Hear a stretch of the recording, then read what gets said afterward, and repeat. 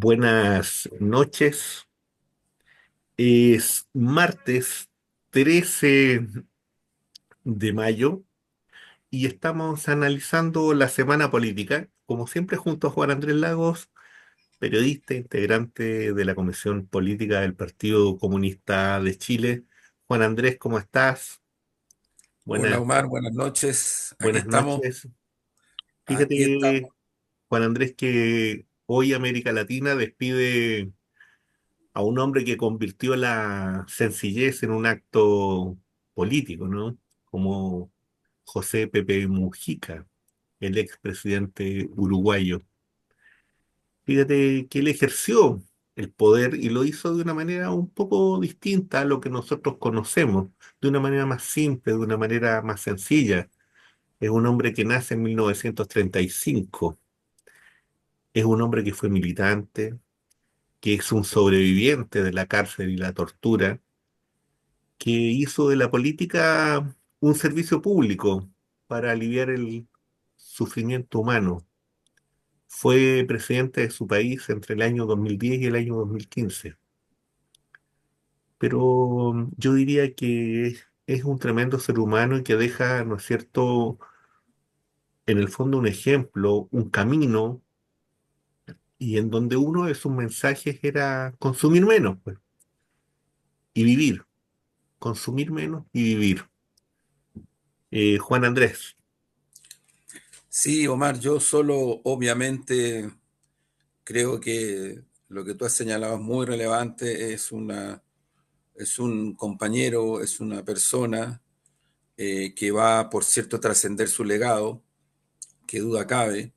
Eh, Creo que el pueblo uruguayo se va a pronunciar en las próximas horas y en los próximos días respecto de su muerte, su legado y su futuro, lo que, lo que sigue adelante. Yo creo que es muy importante tener presente efectivamente la vida de del compañero Mujica en toda la dimensión, no solo en la que algunos quieren para cierta mirada estrecha. Mujica fue militante de Tupamaros, que fue un movimiento guerrillero en Uruguay que se resistió con armas en contra de la tortura, la represión, la dictadura, y eso le significó a muchas compañeras y compañeros tupamaros fue ser asesinados, morir. José Mujica estuvo preso durante muchos años, incluso era considerado un rehén por el poder militarista, por el poder pro-norteamericano. Eh, y todo eso producto de su militancia guerrillera en la causa tupamara, que hay que evaluarlo desde la historia. Ya creo que ya estamos empezando a darnos cuenta de que esto de negar la historia, de negar el pasado, mira, 80 años de la, de la derrota del fascismo en Berlín por parte del Ejército Rojo, todavía hay quienes creen que hay que relativizar esas cosas, disminuirlas. De verdad no sé en qué planeta viven. Mujica era eso. Mujica fue un joven guerrillero. Ahora están empezando a circular algunas fotos de él, muy joven. Era muy joven cuando tomó la decisión tremenda, importante, trascendental, de sumarse al movimiento Tupamaro y de sumarse a la guerrilla urbana, porque Tupamaro era eso, era guerrilla urbana. Y vuelvo a repetir, y eso es lo que hace que lo persigan, lo detengan, lo torturen, lo mantengan por muchos años preso y además lo tomen como un rehén, ¿no? Para seguir reprimiendo y asesinando y tratando de mantener esa dictadura en Uruguay. Así también Mujica se jugó y fue primera línea en lo que significó el proceso de transición en Uruguay. Eh, y fue un cambio muy fuerte desde el punto de vista táctico y desde el punto de vista estratégico.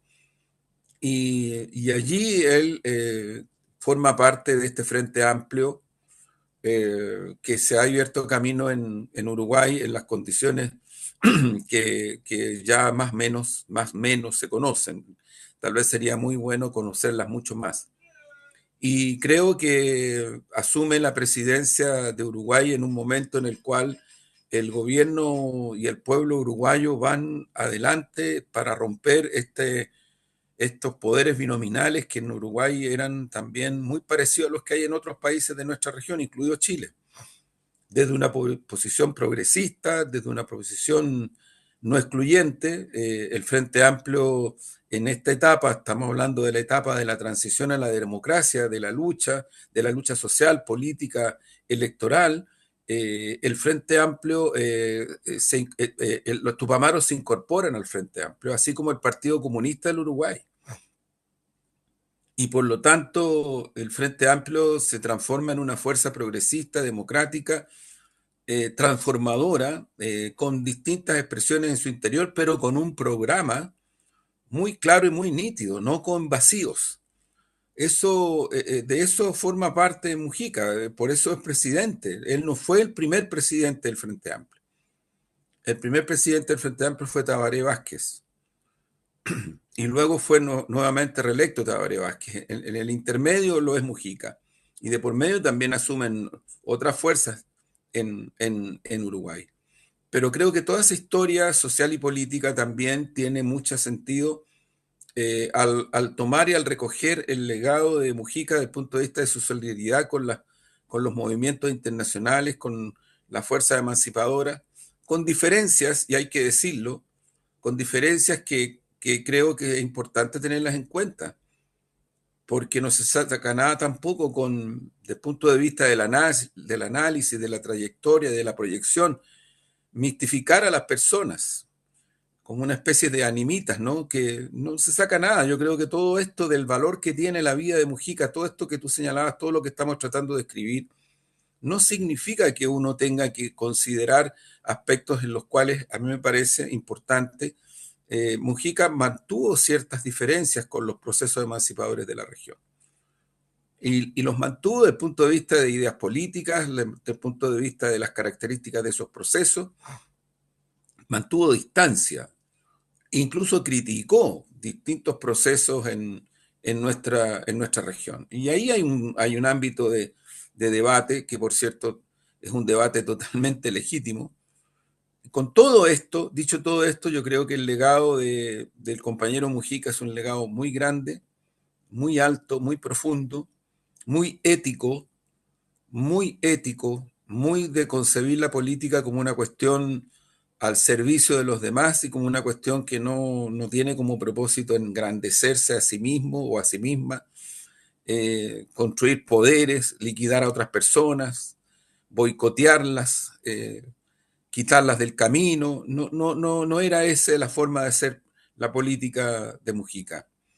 Y creo que eso también es un valor ético que es muy profundo y que lo tenemos que tener en cuenta. Con Chile fue extraordinariamente solidario.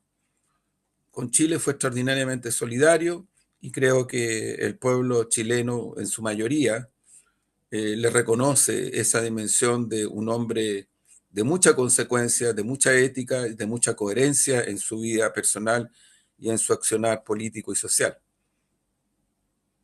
Bueno, Andrés, fíjate que en esto que estamos comentando se suma esta semana, y yo diría que tres cosas bien importantes, ¿ah? Por una parte, lo que deja el 9 de mayo, en el Día de la Victoria, que nosotros lo comentamos previamente, ¿no es cierto?, en el programa anterior, y que fíjate que trae consigo como simbolismo 29 líderes de Estado. Además de eso, por si fuera poco, ¿no es cierto?, eh, 12 o 13, una docena de delegaciones que desfilaron junto al ejército ruso. Presidentes de América Latina como Nicolás Maduro, como Miguel Díaz-Canel, como Lula, con una presencia latinoamericana desde ese punto de vista fuerte, con 11.000 efectivos ahí, con países que, insisto, desfilaron como China, Bielorrusia, Vietnam. Pero yo diría que el simbolismo más importante es la relación que queda abierta, muy directa, muy clara entre el presidente Xi y Vladimir Putin, que incluso hacen una conferencia de prensa previa, luego de una conversación de 7 horas. Y fíjate que el mensaje político es para Estados Unidos y es para la Unión Europea, en el sentido de no elevar, ¿no es cierto?, los niveles de una posible confrontación militar hacia el ámbito del espacio y colocando en peligro a la propia humanidad. Lo advierten y lo dicen claramente, de manera muy clara. Yo diría que el segundo elemento importante que se da esta semana, a propósito en estos propios días, es esta relación, ¿no es cierto?, entre China y América Latina a través del CELAC, que es esta reunión que se está generando, ¿no es cierto?, allá en Oriente, donde está la presencia del presidente Boris, por cierto, en donde lo que está en juego ahí, ¿no es cierto?, son las relaciones económicas, las relaciones políticas, las inversiones chinas en América Latina, las presiones norteamericanas para que esas inversiones no se realicen en una forma de bloquear, ¿no es cierto?, esta idea de la ruta de la seda. Y un tercer elemento que da esta semana, yo te diría que esta gira del presidente Trump en Medio Oriente, buscando acuerdos económicos, reuniéndose, por cierto, con Siria y en definitiva, ¿no es cierto?, tratando de establecer algunos vínculos, algunas alianzas, algunos plantean incluso de que anunciaría el reconocimiento del Estado palestino, a cambio, ¿no es cierto?, del reconocimiento del Estado de Israel por algunos países del Medio Oriente y del mundo árabe. Hay que ver qué es lo que ocurre con eso. Y en esta imagen, en esta fotografía, yo me atrevería a decir una Europa rezagada, unos líderes, ¿no es cierto?, que van en un tren, que parece que la estaban pasando muy bien, por lo que se dice, por las imágenes que circulan, que amenazan, que intentan, ¿no es cierto?, venir y decir, mira, el día lunes usted tiene que hacer un alto al fuego por 30 días. Evidentemente eso no solamente no fue escuchado, sino que además no tienen ninguna capacidad para poder ejercer eso. Y la respuesta del presidente Putin es conversaciones abiertas, directas, a partir del día jueves, que vamos a ver cómo se realizan, ¿no es cierto? Si es que se realizan y cuáles son los elementos que van a estar ahí sobre la mesa. Eso en un proceso, ¿no es cierto?, de avance militar serio, contundente, del que podemos conversar un poquito más adelante. Juan Andrés, te dejo ahí ese Sí, paneo, ¿no es sí, cierto?, con esos tres. sí, mira, yo creo, Omar, bueno, dan para largo y van para otros programas, no vamos a agotar todos en la dimensión de las cosas en este, pero yo creo que aquí hay un punto en este momento que está cursando y que es una arremetida, ya no sé qué palabra usar, no la sé, pero siguen Israel con el apoyo y con el protagonismo militar norteamericano y de la OTAN asesinando seres humanos en Palestina en este momento, atacando hospitales, y Netanyahu ha hecho una declaración tremenda, que van a seguir hasta el final, en fin, y van a seguir en la guerra. Eh, yo creo que eso es lo que más conmueve a la humanidad en este momento y es lo que ya no tiene vuelta y que creo que esta humanidad es una de las expresiones de crisis profunda que tiene, profunda pero profunda. Otra cosa es que en nuestro país haya una cierta élite, una cierta hegemonía que ni siquiera habla de estos temas, ni siquiera se pronuncia mucho de estos temas. Eso es parte también de la realidad, pero es parte de la realidad en el sentido de una esquizofrenia del punto de vista humanista, ¿no? Estamos frente a una tragedia de la humanidad, pero que ya no tiene dimensiones históricas. Yo quiero contextualizar esto en la siguiente forma. en tiempo contemporáneo, para guardar las proporciones, porque podría haber otros momentos históricos que a proporción y en circunstancias históricas distintas, de ciclos de la humanidad distintos, podrían haber ciertos hechos que se aproximarían a esta situación que voy a decir. Pero aquí hay un imperio, hay un país, Estados Unidos, que lanzó bombas atómicas sobre dos ciudades indefensas y mató a millones de personas, cuando ya la Segunda Guerra Mundial había entrado en una fase distinta y cuando ya no había resistencia militar. Hiroshima y Nagasaki. De eso es capaz el imperialismo norteamericano y sus aliados. De eso y más. A mí no me vengan con cuentos, por favor, desde las líneas progre, de que cuando hablamos de los 80 años y cuando hablamos de estas cosas estamos mirando el pasado o somos dogmáticos o no sé qué cosa, de verdad, a mí me impresiona mucho, Mar, por eso lo describo y por eso lo digo. O sea, yo creo que en cuanto a humanidad, en cuanto a humanidad, los simultáneos de lo que ha implicado las actividades, las ceremonias, los jefes de Estado que han estado en Moscú, o sea, tú nombraste a Lula. Yo digo nomás para alguna y algunos en nuestro país que desde el mundo progre, porque ¿qué voy a tomar? ¿Qué me voy a preocupar de la gente derecha, de este neofascismo que tenemos instalado con las distintas caretas, en fin? No, yo digo esa gente progre que parece que les complica reconocer lo insignificativo, histórico, táctica y estratégicamente importante que es lo que ha ocurrido en Moscú en estos días pasados y que tienen un sentido de contemporaneidad muy grande, muy grande. Estuvo Lula, efectivamente, lo nombro para que alguna y algunos, bueno, si no quieren irse por el carril de que uno es dogmático, no sé, o hay gente dogmática, sectaria, o no que sé qué cosa, ¿no? Bueno, lo vean desde otro ámbito. Les invito con mucha humildad, pero con mucha convicción, a mirarlo desde otro ámbito, pero háganlo, porque lo peor es la negación. Lo peor es la negación. Porque la mayoría o una parte importante de esos jefes, jefas y jefes de Estado que estuvieron en Moscú no estuvieron porque fueran dogmáticos o estalinistas, ni siquiera marxistas, ni siquiera leninistas. La mayoría estuvieron por un sentido de humanidad, en momentos en que el nuevo Papa está clamando por la paz, está clamando por la paz. Y creo que efectivamente tú has hecho una muy correcta relación de mi punto de vista con lo que está pasando ahora en China.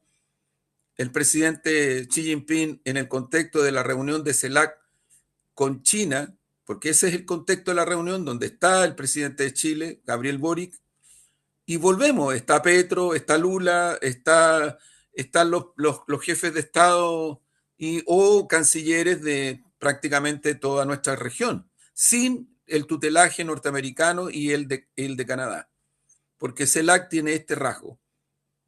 Hay un análisis bien interesante, también lo sugiero, en el mostrador, hecho por nuestro amigo Gabriel Gaspar, interesante, a propósito de la dinámica que hay y que hay que un poquito abrirse los ojos. Yo francamente me llama mucho la atención las reacciones que se producen. Yo no puedo pedirle al mundo pro-yanqui así explícitamente, y que lo hay en Chile, que es bastante fuerte, y que también está dentro del mundo famoso, dentro del llamado mundo progre. No le puedo pedir a ese mundo que se impacten, que se conmuevan, que tengan una mirada reflexiva profunda respecto a lo que ocurrió en Moscú. Pero ya pasar esa línea estas visiones, para mi gusto, extraordinariamente limitadas, eh, se guarden distancia respecto de estos fenómenos que están cursando con la importancia que están cursando, me parece muy preocupante. Lo digo explícitamente, muy preocupante. Fíjate que la reunión en China se están acordando una serie de paquetes de medidas muy concretos respecto de lo que China ofrece a los países de nuestro continente respecto de temas de inversión, tecnología, recursos humanos. Y entre ellos, y espero que mi partido tome la iniciativa, y creo que lo va a hacer, una propuesta de que vayan centenares de cuadros. Esta es la propuesta, se nombra así, porque el Partido Comunista Chino, le gusta a quien le guste, habla de cuadros. como habla el Partido Comunista de Cuba, como habla el Partido Comunista de Nicaragua o las fuerzas revolucionarias de nuestro continente, sea Bolivia, sea Ecuador, sea Cuba, sea Chile, también hablamos de cuadros, los partidos que creemos que somos partidos revolucionarios. Hablamos de cuadros, porque creemos firmemente que eso es una cuestión crucial para cualquier proceso, la formación de los cuadros, y no en cualquier lugar. Y lo que ha hecho China, el presidente Xi Jinping, es hacer una propuesta concreta que refiere a tecnología, refiere a proyectos de inversión, refiere a otros aspectos importantes de nuestra región, y ojalá que se concrete. Esto venía de algún tiempo atrás, ojalá que en esta vuelta el Banco de la Construcción Popular de China se instale en Chile, porque entre otras cosas implicaría bajar la tasa de interés notablemente frente a las transnacionales y las corporaciones como Santander, Scotiabank, Morgan, que ojalá los que miran el mundo con recelo de no sé de dónde salieron con este recelo hacia todo esto, se den cuenta que en realidad el problema no está en que Chile imite el modelo chino, cosas por el estilo, que son unas caricaturas tremendas, son muy grandes. Creo, Omar, que es muy importante tomar en consideración todos estos ámbitos. Creo que es una tremenda oportunidad en particular para Chile y para la región. Y luego viene una reunión de los BRICS en Brasil, si no me equivoco. El presidente pro tempore de los BRICS en este momento es Lula. Es muy probable que llegue Putin a Brasil. Eh, y yo digo dos cosas puntuales, concretas. El presidente Boris está invitado a esa reunión. Ojalá que pudiéramos tomar la decisión como país por el interés nacional del Estado chileno, no del Partido Comunista, del Estado chileno, porque si no nos vamos a quedar atrás. Tomáramos la decisión de incorporarnos a los BRICS. Y lo segundo, que también creo yo que sería extraordinariamente importante, es que Brasil bajara esta suerte como de veto que le ha puesto a Venezuela para ingresar a los BRICS. Porque creo que la dinámica de la región, si nos queremos constituir en un bloque de naciones que para influir en el multilateralismo, en estos programas multilaterales y bilaterales que están cursando con tanta rapidez, con la dinámica que puede significar aportar a la paz, CELAC, cuando se forma en nuestra región, Piñera, presidente pro tempore, le traspasa la presidencia pro tempore a Raúl Castro. A Raúl Castro. Y en eso hay que reconocer que Piñera tenía una mirada de Estado bastante significativa. Bueno, había una correlación de gobiernos distintas, sí, pero bueno, pero lo hizo. ¿Por qué comento esto? Porque en ese contexto, la CELAC toma una decisión que no es una cuestión como algunos que podían considerar puramente protocolar o cosas por el estilo. No, toma una decisión profunda, profunda y de principio. Declara a nuestra región como zona de paz. ¿Qué implica eso? Que los países que son integrantes de la CELAC no pueden usar las armas en conflictos regionales, sean bilaterales o multilaterales. No pueden, no pueden. Se comprometieron o no a hacerlo. Por lo tanto, yo creo que ahí hay un dato importante que también es significativo considerar. Juan Andrés, fíjate que estamos analizando la semana política. Comenzamos el programa recordando a Pepe Mujica. Hicimos un paneo general, ¿no es cierto?, sobre los elementos importantes de la semana desde el punto de vista geopolítico. Esta imagen de Xi y el presidente Putin allá en Moscú, en el desfile en el Día de la Victoria. Lo que tú has comentado en este momento, ¿no es cierto? Esta reunión entre China y el CELAC, que es en el fondo la relación de China con América Latina, que tiene una serie de proyectos posibles en el ámbito de la infraestructura, en el ámbito de la ciencia, de la tecnología y, por cierto, de la formación de liderazgos también. No, y A perdona, propósito, Omar, y dice de cuadros. sí, Ese es el concepto que usó el presidente de China. exactamente. Y en eso, fíjate que en Chile ocurren cosas como que de repente viene y se dice, no, lo que pasa es que el Partido Comunista no tiene ninguna posibilidad de futuro. Eh, y entonces uno tiene que recordarle al señor, al ex senador, que ya no me acuerdo el nombre, así de importante es, bueno, ese señor, ¿no es cierto? Hay un pequeño problema, bueno, y es que la primera economía del mundo, le guste o no, es el Partido Comunista. Es China con el Partido Comunista. Es que Vietnam, que es una tremenda economía, es el Partido Comunista. Y fíjense que el futuro está en Oriente. Y fíjense que el futuro se va construyendo en el Asia-Pacífico. Les guste o no les guste. Ese es el dato de realidad. Les guste o no les guste, ese 9 de mayo estaba el ministro de Defensa indio, estaba el presidente Xi, estaba la Federación Rusa, que es la cuarta economía del mundo, y ahí tenemos ya más de la mitad de la humanidad, sin contar a una serie de otros países.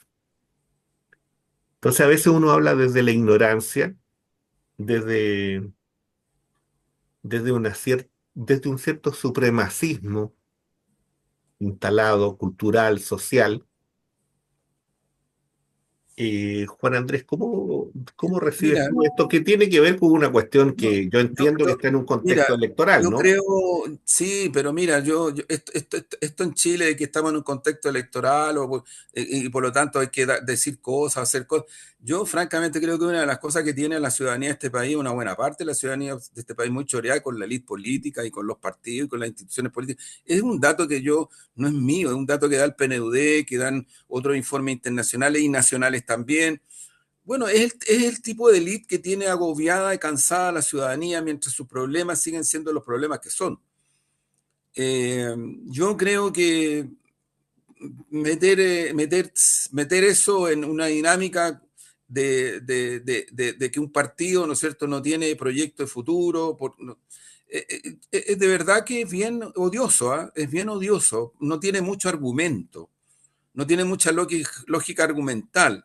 Y también es una suerte de supremacismo que yo lo entiendo a partir de seguir pegados en la idea de que el mundo sigue siendo el mundo de Yanquilandia, de la OTAN, el eurocentrismo, la aldea global, en fin, lo que hemos dicho muchas veces. O sea, y que eso fue una borrachera, una embriaguez intelectual, moral, ética, política, económica, de todo orden de los 90 en adelante. Eso es verdad.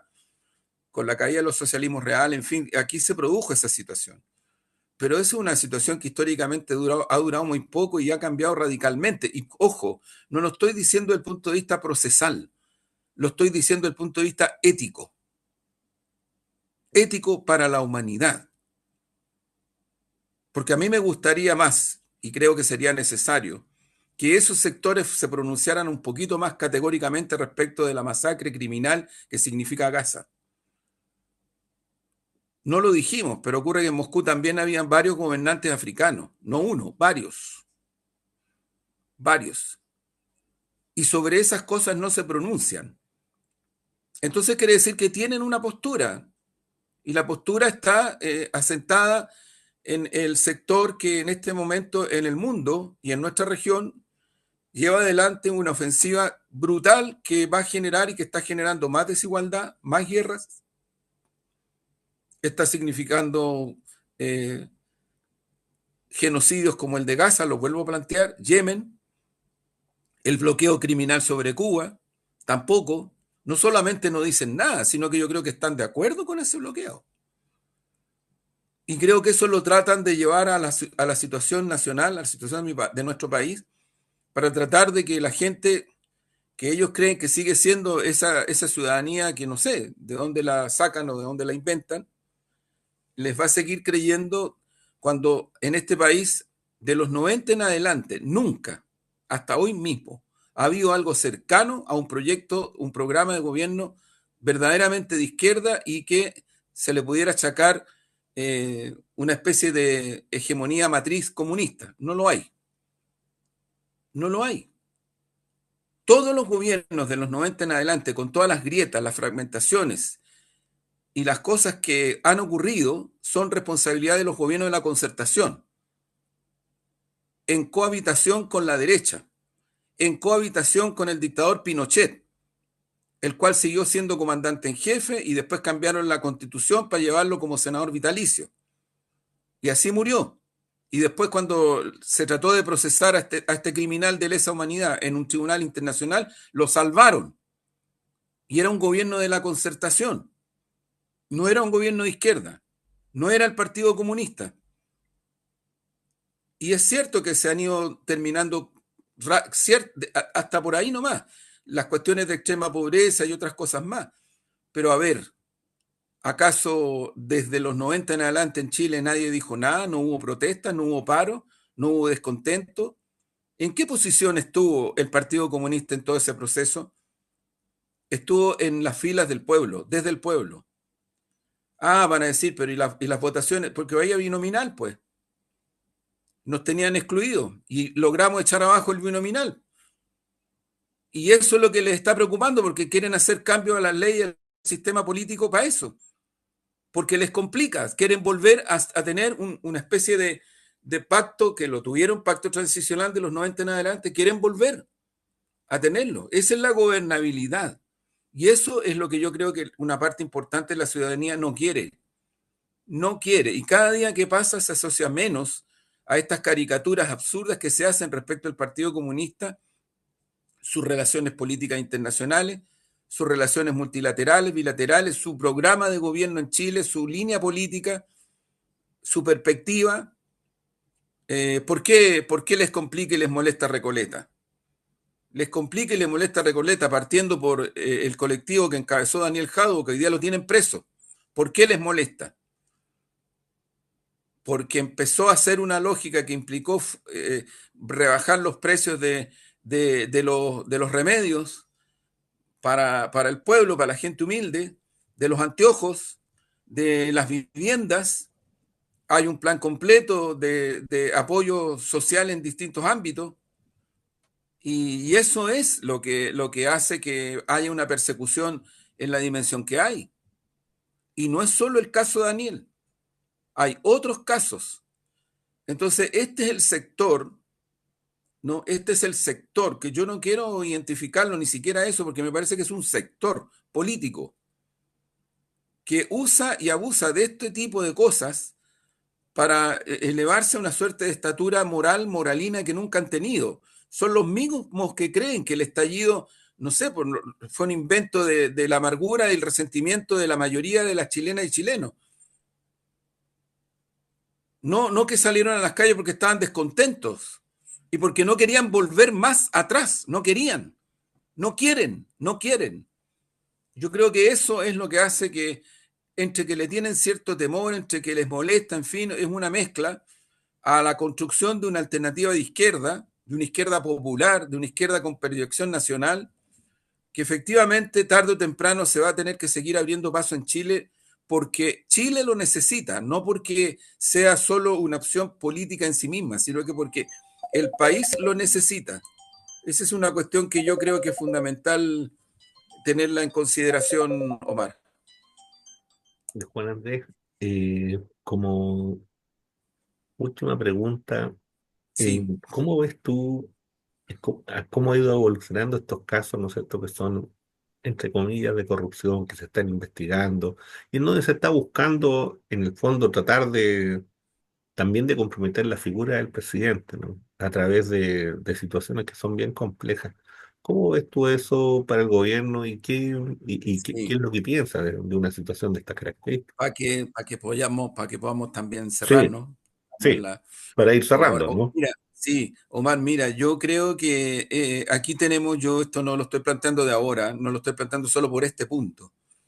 Yo creo que aquí en Chile hace rato que se viene desarrollando una crisis de ética, una crisis institucional que afecta a distintos poderes del Estado.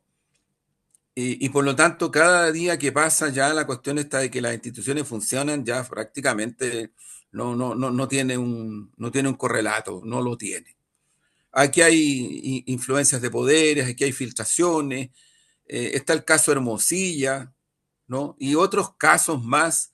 Hubo en el gobierno de la nueva mayoría un intento por judicializar toda una acusación hacia la presidenta Bachelet y su hijo, y de alguna manera, como tienen poder hegemónico y como tienen otros poderes fácticos, lograron afectar eso, pero ocurre que terminaron los procesos y nada, absolutamente nada de lo que se acusó al hijo de Bachelet y a la propia Michelle Bachelet resultó tener elementos probatorios para siquiera una acusación procesal.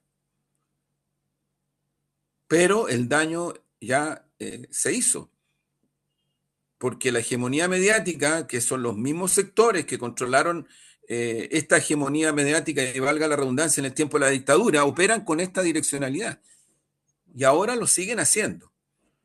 Yo creo que estamos frente a una situación bastante crítica de forma y fondo. Y no creo que en este país estén funcionando las instituciones. De hecho, la ciudadanía vuelve a estudios serios y profundos. Y algo hay que escuchar a la ciudadanía, porque si no, ¿cómo? Hay estudios profundos que indican que la ciudadanía en este país considera que en Chile existe una justicia para ricos y otra para pobres y que no hay igualdad frente a la ley. Eso es lo que mayoritariamente la ciudadanía considera. Y creo que tiene mucha razón la ciudadanía. Estamos frente a una crisis profunda en esta dirección. Dicho esto, yo creo que en este contexto, con mayor razón, se requiere que las investigaciones procesales, en vez de aparecer en algún medio descontextualizadas, incluso hasta distorsionadas a veces, las investigaciones realmente se hagan y sean profundas. Y sí, esto lo hemos dicho los comunistas hace rato, no ahora, caiga quien caiga. Esta frase no la estamos diciendo ahora, la estamos diciendo hace mucho tiempo los comunistas. Hace mucho, mucho tiempo. Nos han tratado de involucrar en cuestiones, no han podido. Nos han tergiversado, nos han perseguido desde el punto de vista procesal. Y no solo esto viene de ahora, viene de muchos años atrás. Porque lo que están buscando es tratar de que el componente ético que la ciudadanía le reconoce al Partido Comunista se desplome. Son todos iguales, son todos corruptos. Y nosotros eso no lo vamos a aceptar porque en aras de la verdad, en aras de la moral, en aras de la ética, a nosotros nos parece que no es adecuado ni correcto ni justo eh, hacer ejercicios de equilibrio en esta dimensión. Aquí hay gente que en este país roba al descampado y no le sale por nada. Las filtraciones nunca afectan a la banca, nunca afectan al gran empresariado, nunca afectan a los dueños de los medios de comunicación, nunca. Qué curioso, ellos no están sujetos al control democrático. Siempre afectan y lamentablemente para esto se prestan también gente dentro de los partidos, de todos, se prestan para esto. Han caído en la degradación ética también. Eso es así. Eso es así. Lamentablemente hay que asumirlo y hay que reconocerlo porque es un hecho de realidad. La última línea de las filtraciones son los medios de comunicación. Yo escribí en estas horas, en estos días, una columna de opinión en un portal Infogate que ha tenido, me decía el editor, el director de ese portal, que ha tenido bastante lectoría, y a mí me parece que bueno que sea así, porque ahí trato de explicar este tema, ¿no? Y trato de dar argumentos respecto a este tema. Eh, por lo tanto, estamos frente a una crisis que duda cabe que hay fiscalías que hacen cuestiones que van apuntando en la dirección de atacar a sectores políticos o sectores que ellos consideran que hay que joderlos, liquidarlos, que duda cabe. Y esto es muy transversal. Pero también es evidente que aquí, salvo algunas situaciones muy particulares, la mayoría de las veces esto apunta a determinadas personas, a determinados partidos, pero vuelvo a repetir, si uno mira el proceso en curso desde años para atrás, prácticamente el gran empresariado, prácticamente los dueños y dueñas de los bancos, de las corporaciones financieras, nada, salen para atrás, o sea, no hay nada. Entonces es evidente que aquí hay una opción, un propósito, y que me parece que es bien complejo, porque se produce en un momento en el cual también una parte importante de la ciudadanía se siente distante del sistema político, de los partidos, de la institucionalidad. Y eso en Chile tiene una historia. Carlos Ibáñez del Campo utilizó la escoba para instalarse como dictador en Chile. ¿Y por qué la escoba? Porque venía a barrer. ¿A quién venía a barrer? A los políticos corruptos. Augusto Pinochet Ugarte, la derecha, el gremialismo, Patria y Libertad, usaron el mismo argumento y otros sectores, lamentablemente, digo, lamentablemente también se subieron arriba de ese carro y lanzaron una campaña feroz, feroz, en contra de la Unidad Popular y particularmente en contra del presidente Allende, para también hacerlo objeto de una crítica a su moral, a su ética. Entonces no es que estemos aquí frente a una situación nueva respecto de cómo se utilizan este tipo de cuestiones para golpear de manera de, incluso yo diría, legitimar la violencia sobre tu adversario político. Y estoy hablando de la violencia porque una de las cosas que justificó las desapariciones, las ejecuciones, las torturas, los fusilamientos en Chile fue que tu adversario político se transformó en un enemigo para la patria y eran todos gente a la cual había que hacer desaparecer de Chile.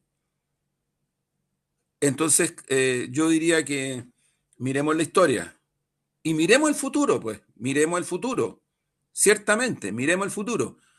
Porque si uno le concede a esta derecha que tiene componentes éticos, morales y políticos democráticos, estamos, estamos entrando a una fase compleja. Lo digo esto y lo aterrizo respecto de lo que está pasando.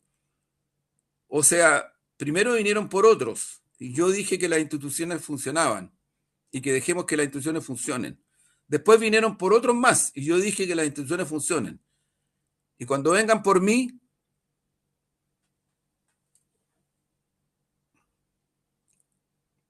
Así es. Oye, Juan Andrés, fíjate que, bueno, en esta reflexión que tú has, en esta reflexión final que tiene que ver, ¿no es cierto?, con esta dimensión de lo ético, de la ética y la política, y de cómo en este trasvasije, en este andar, se han ido perdiendo, se han ido cruzando barreras, ¿no es cierto? Y de manera bastante peligrosa, diría yo. Hoy día, a través de las noticias, me enteraba de que la tumba del presidente Salvador Allende eh, hubo un asalto. No se sabe qué características. no, pero Omar, hay un video que muestra a las personas que lo hicieron. No sé, Ah, mucho más descarado. sí, Lo ha denunciado el alcalde de Recoleta, Fares Jadwe. No, sí, es decir, subieron el video las personas que hicieron el ataque. Y ahí está. Por eso te digo que lo que estoy planteando, bueno, si alguien cree que esto es exagerar las cosas, no sé, yo ya a esta altura, incluso hay sectores de mi sector que dicen que esto es exagerar, no sé.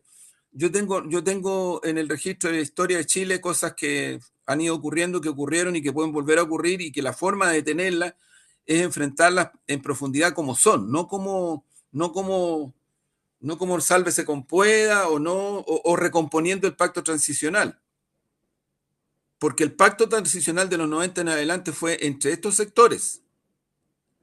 Lo que pasa es que ahora la situación es muy distinta. Esta no es la primera vez que atacan el monumento donde está los restos del Salvador presidente. Allende. Sí, sí, sí, sí. No es la primera vez, fue hace un tiempo atrás, y me acuerdo, y lo quiero decir con nombre y apellido, René Tavilo y su esposa lo fueron a arreglar, lo fueron a pintar. Ahora el ataque es mucho más feroz y es de personas que saltan por arriba, que pasan a través de la tumba, que se ríen.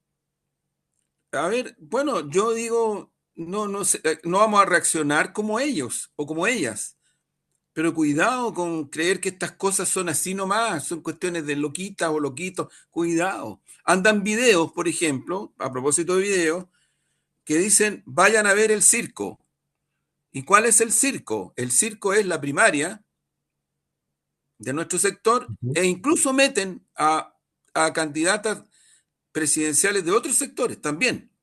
El circo.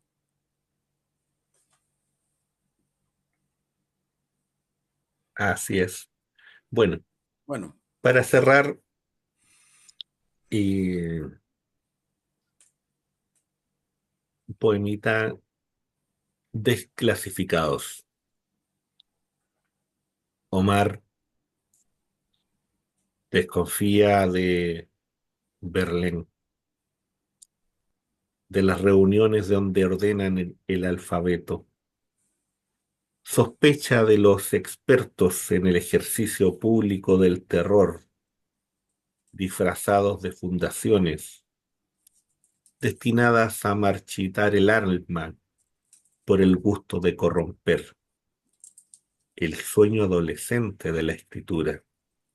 Ignóralos. Sigue firme en tu trinchera de los desclasificados, porque Otto René Castillo está contigo y Roque, el narigón, cuida tu espalda. Así nomás. Roque, me imagino a quién te refieres, Omar. Sí, pues, a Buenísimo. don Roque Dalton. Así Y es, Otto René buenísimo. Castillo, otro tremendo poeta. Otro tremendo. Qué bueno, ojalá nos estimulemos a Ojalá uno buscar esté cerca de eso. su legado, no, y nos estimule lo que tú nos dices a buscar esas trayectorias literarias, vitales, éticas de las personas que nombraste, porque esos son. Así que muchas gracias, Omar, por el poema. Bueno, les recuerdo compartir el video. Los me gusta nos ayudan mucho, nos ayudan a expandirnos. Los comentarios también. Eso queda como tarea, como, bueno, un ejercicio colectivo, ¿no? De una u otra manera, aquí estamos también construyendo una comunidad. Que estén bien. Buenas noches. Chao, que estén bien. Chao, chao.